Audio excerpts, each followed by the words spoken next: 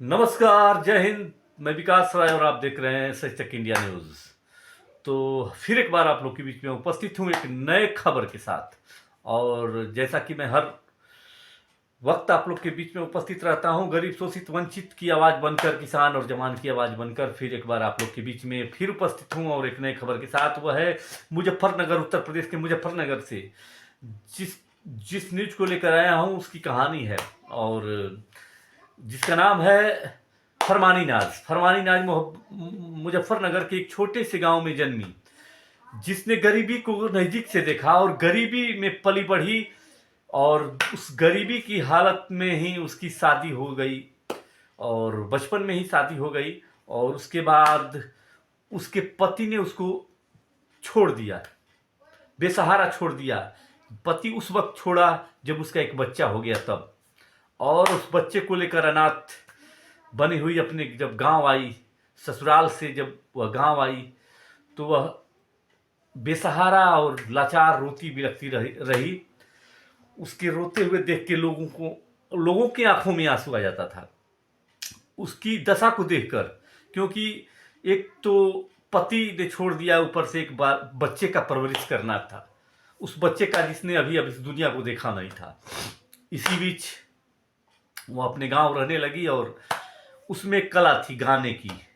फरमानी नाज वो है जिसको मैं बता रहा हूं, जिसको हर हर शंभू गाने से ख्याति मिली। और उस गाने को माननीय आदित्यनाथ जोगी जी, जो उत्तर प्रदेश के मुख्यमंत्री हैं, उन्होंने इस गाने की सराहना की, क्योंकि मुस्लिम होकर जो इस गाना गाई और पूरे देश में चर्चा का विषय आई। उसके बाद एक टीवी शो आता है इंडियन आइडियल, उसमें इसका सिलेक्शन होता है। और फिर धीरे धीरे वो गाँव में रहने लगी, और उसके बाद एक उसका पड़ोसी है, कहिए चचेरा भाई है, भूरा ढोलक का मास्टर है। वो ट्रेनों में बजा बजा के अपना 10-20-5 रुपया कमाता था।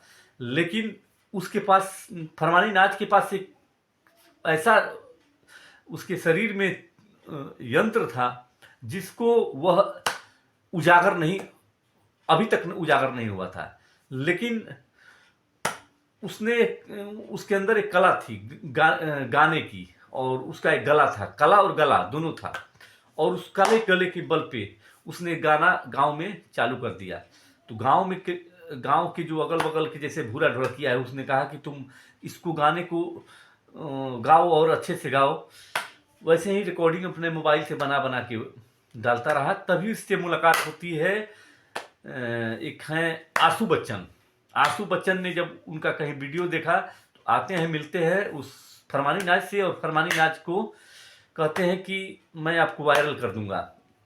और वह इस सोशल मीडिया को नज़दीक से आशू बच्चन जानता था, उसकी ताकत को जानता था, सोशल मीडिया की ताकत को जानता था। और उसने एक फरमानी नाज का वीडियो क्लिप किया। क्लिप करने के बाद वो वायरल हो गई। वायरल होने के बाद उसका वीडियो मिलियन में जाने लगा। फिर आशू बच्चन उसका वीडियो बनाने लगा, बनाते बनाते वो दोनों लोग साथ में रहने लगे। भूरा ढोलकिया था, ये सभी का गैंग हो गया, और कई गांव में प्रोग्राम करके वो अपना सोशल मीडिया पे डालती गई और कमाती गई। ऐसे ही करते करते वह ख्याति पाती गई। इंडियन आइडियल में उसका सिलेक्शन होता है, फिर आता है हर हर शंभू। सब कुछ बीतता गया और ऐसे में दरार पैदा होती गई। इसी बीच एंट्री होती है राहुल नाम के शख्स की, और उस राहुल नाम के शख्स की एंट्री के बाद धीरे धीरे ये लोग के बीच में दरार उत्पन्न होता है। क्योंकि आशू बच्चन को न 2 रुपया मिलता था। अब करीब बन गया कौन? राहुल बन गया फरमानी नाज का करीबी। और करीबी बनने के बाद इतना करीबी हो गया कि आशू बच्चन को दरकिनार कर दिया, लात मार के खेत दिया। उसके बाद आशू बच्चन भागा। उसके बाद भूरा ढोलकिया था, जो कुछ दिन साथ रहा, क्योंकि वो पड़ोसी था और चाचा का लड़का था।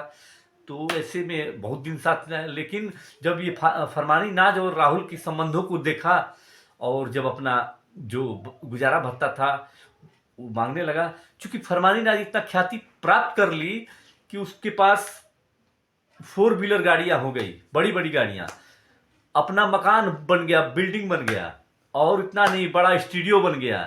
स्टूडियो बनने के बाद ये पैसा दौलत सब कुछ आने लगा। उसके बाद भूरा ढोलकिया को भी लात मार के राहुल और ने दरकिनार कर दिया। अब राहुल और आशु बच्चन एक बन गए और फिर ये लोग का अलगाव हो गया। लेकिन सबसे बड़ी बात है कि जिसने ख्याति दिलाई, जो अपना था वो दूर हो गया, जो पराया था वो अपना हो गया। यही है फरमानी नाच की कहानी।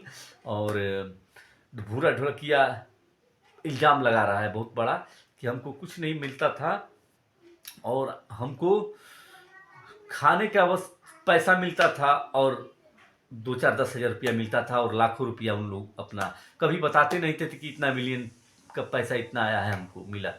चूँकि इसका अधिकार इतना था कि ये आधा का पार्टनर बन सकता था, लेकिन इसके साथ दगाबाजी हुआ और दगाबाजी हुआ तो यह साइड हो गया और साइड होके जाके आशु बच्चन के साथ मिल गया।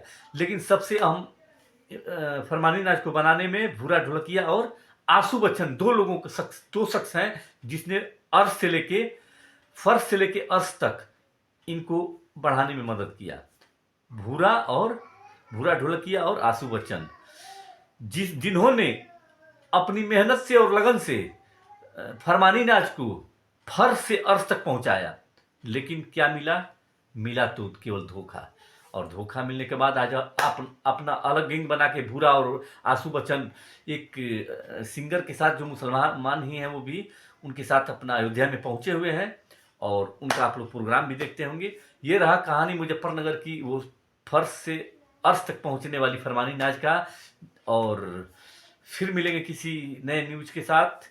तब तक के लिए धन्यवाद, नमस्कार। कैसा लगा हमारा खबर बताइएगा कमेंट बॉक्स में। धन्यवाद, नमस्कार। मैं विकास राय और आप देख रहे हैं सच टेक इंडिया न्यूज़। शेयर करते चलिए। धन्यवाद भाई।